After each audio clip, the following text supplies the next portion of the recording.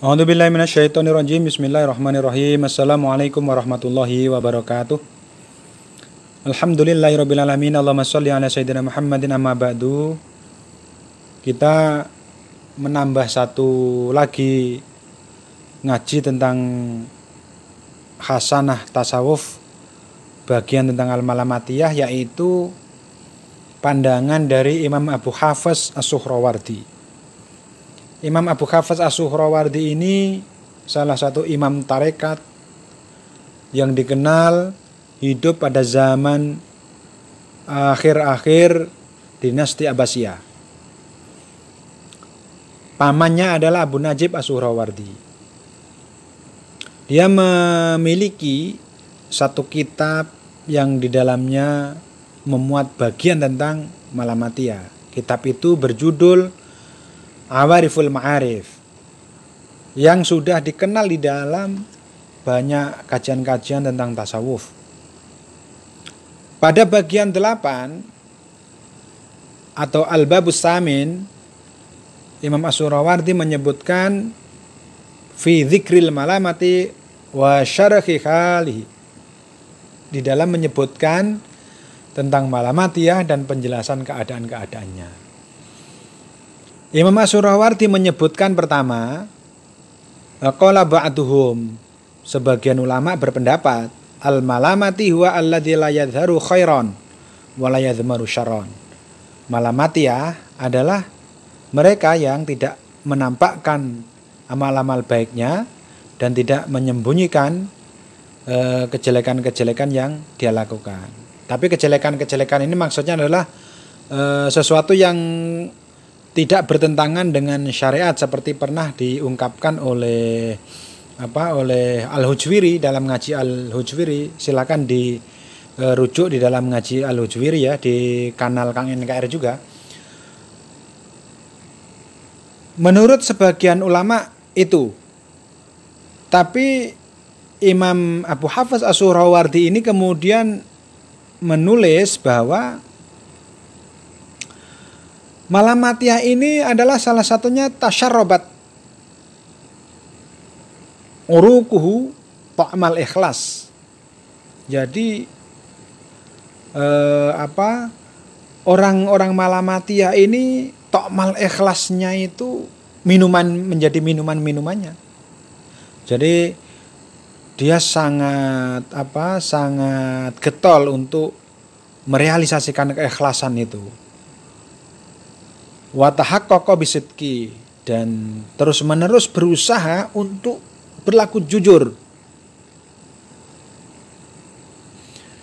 Ada dua yang disebut oleh Imam Abu Hafiz As-Suhrawardi ini, salah satunya ta'mul ikhlas wa tahaqqaqu bisidqi, yaitu terus-menerus untuk berlaku jujur.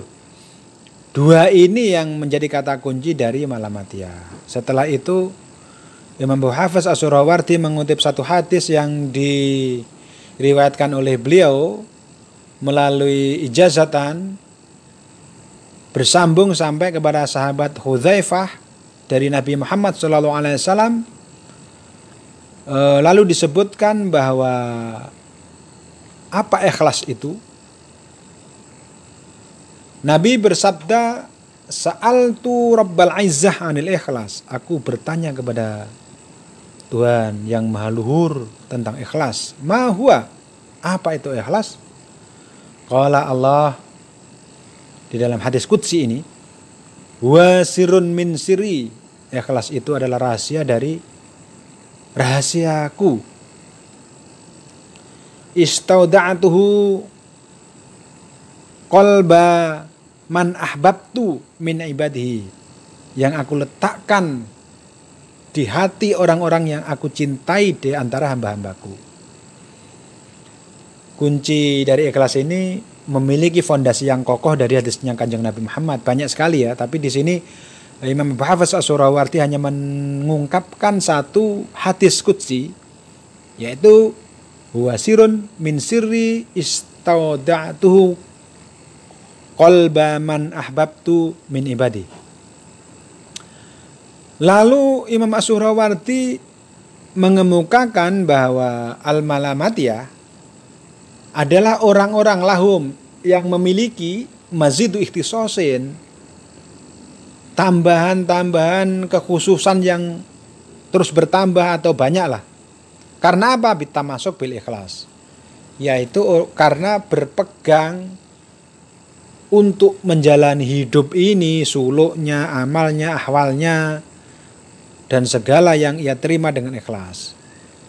Yarona katmal ahwali wal amali, mereka orang-orang malamatiyah ini melihat bahwa menyembunyikan ahwal dan amal.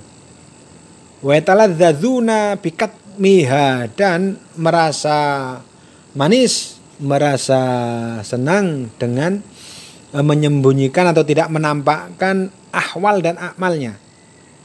Hatta lau dhuharat a'maluhum, sehingga seandainya tampak amal-amal mereka, wa ahwaluhum, dan ahwal-ahwal mereka, liahatin kepada seseorang, istauhasyu, mereka merasa takut, mindalika, dari hal itu, kama yastauhasu al-asi, sebagaimana seseorang yang berbuat maksiat takut min dhuhri maksiatihi, untuk dari menampakkan maksiatnya.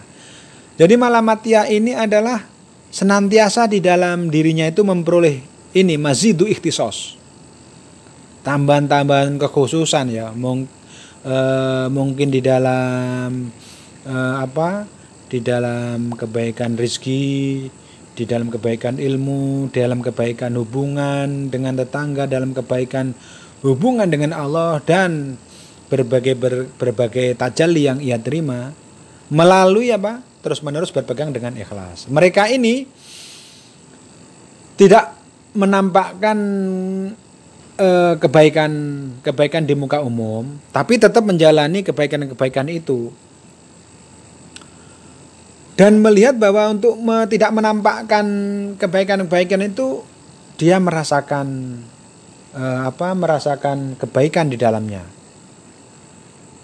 Perumpamanya, andai kemudian amal-amal mereka dan ahwal mereka itu diketahui seseorang, mereka takut dari hal itu.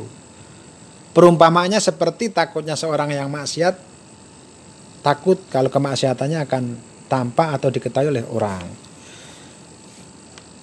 Ini memberikan pengertian bahwa at-tamasuk bil ikhlas ini berhubungan sekali dengan al-malamatiyah.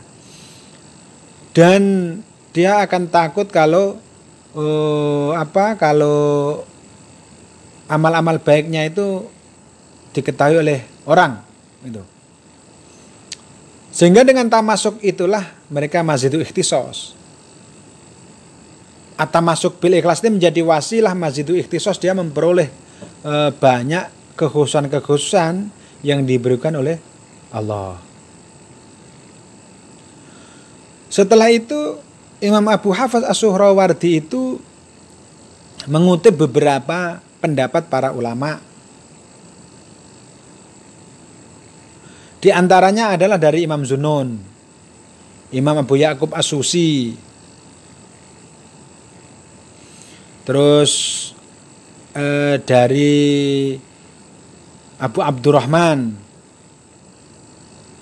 dari Imam Abu Utsman Al-Maghribi, dan banyak lagi yang lain ya, dari Imam Abu Bakar Az-Zaqqaq gitu. Salah satu Imam Zunun yang dikutip itu begini, salasun min alamatil ikhlas, 3 perkara dari alamatnya orang yang ikhlas itu adalah istiwa'udz dzammi wal madah, yaitu samanya antara dia memperoleh celaan atau pujian. Dia dipuji ataupun dicela itu bagi dia sama aja, nggak penting dipuji, nggak penting dicela. Minal amah, dari orang-orang lah, dari orang umum ya. Wanisnya nuruyatil amal, dan melupakan melihat amal-amalnya. Walaupun dia menjalani amal-amal, tapi tidak terus melihat, oh saya telah beramal begini, tidak terus dilihat. Watarku iqtidai tsawabil amal fil akhirah. Dan ini yang penting, meninggalkan menuntut adanya ganjaran amal itu di dalam akhirat. Nah, kalau 3 itu ada di dalam diri manusia, itulah setidaknya yang menurut Imam Dzunun al-Misri thalathun min alamatil ikhlas. Yaitu sama apakah dia dicela atau dipuji, tidak goyah tetap saja amal-amal itu dilakukan, menyebarkan ilmu dilakukan, atau amal-amal yang ia tekuni itu terus-menerus dilakukan. Dan dia melupakan melihat amalnya itu sebagai suatu yang menjadikan dia mungkin besar, mungkin dekat dengan Allah atau yang lain. Dia tidak menghitung-hitung amal itu, tidak melihat. Dan yang penting adalah yang ketiga, meninggalkan menuntut ganjaran dari amal itu di akhirat. Ini suatu yang penting untuk kita ambil manfaatnya ya dari para ulama ini yang dikutip oleh Imam Abu Hafs As-Surawardi. Ada lagi yang juga menarik adalah perkataan dari Abu Bakar Az-Zakkok, Imam Abu Bakar Az-Zakkok yang dikutip oleh Imam Abu Hafs As-Surawardi itu tentang perbedaan antara orang mukhlis dan orang mukhlas. Orang mukhlis orang yang berusaha untuk ikhlas, dan orang yang mukhlas orang yang dijadikan ikhlas oleh Allah. Apa kekurangan-kekurangan orang yang mukhlis itu disebut begini, nuksonu kulli mukhlisin fi ikhlasihi ru'yatu ikhlasihi. Kekurangan setiap orang ikhlas di dalam ikhlasnya adalah selalu melihat keikhlasannya. Jadi dia menjalani sesuatu ikhlas itu lalu dilihat dia terus menerus oleh hatinya, oleh pikirannya bahwa dia telah ikhlas dan seterusnya itu. Ketika dia tidak melihat itu, kalau mukhlis itu menurut versi Imam Abu Bakar Az-Zakkok gitu ya. Kalau di luar itu tidak melihat lagi kepada keikhlasannya, tidak lihat lagi kepada amalnya, tapi terus menjalani amal, terus menjalani proses ikhlas terus menerus, itu dia menjadi mukhlas gitu. Menjadi mukhlas gitu. Nah, ini menjadi penting ya beberapa kutipan-kutipan ini untuk memperkokoh bahwa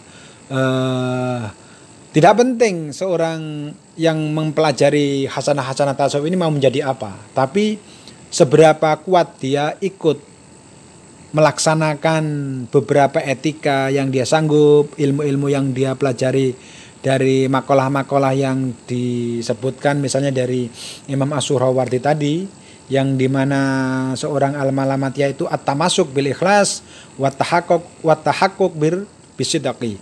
Nah, itu yang menjadi sangat penting itu.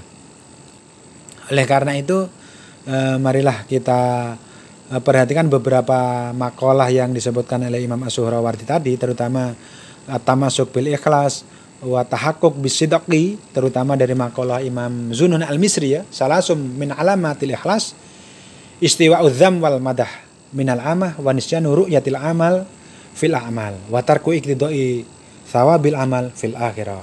Semoga ini bisa memberikan manfaat untuk diri saya sendiri dan juga kepada mereka yang memperhatikan kanal NKR ini.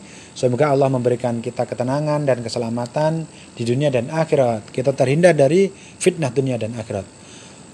Birahmatillah, wassalamualaikum warahmatullahi wabarakatuh. Alhamdulillahirabbil alamin.